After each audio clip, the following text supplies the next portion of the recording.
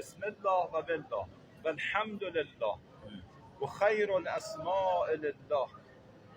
اشهد ان لا اله الا الله وحده لا شریک له و اشهد ان محمدا عبده و رسوله و اشهد ان امیر المؤمنین علیا و ابناءه المعصومین حجج الله و اشهد ان سیدتنا و مولاتنا فاطمه الزهراء بنت رسول الله قرة عین الرسول سیدة نساء العالمین اسمة الله الكبرى و حجة الله علی الحجج.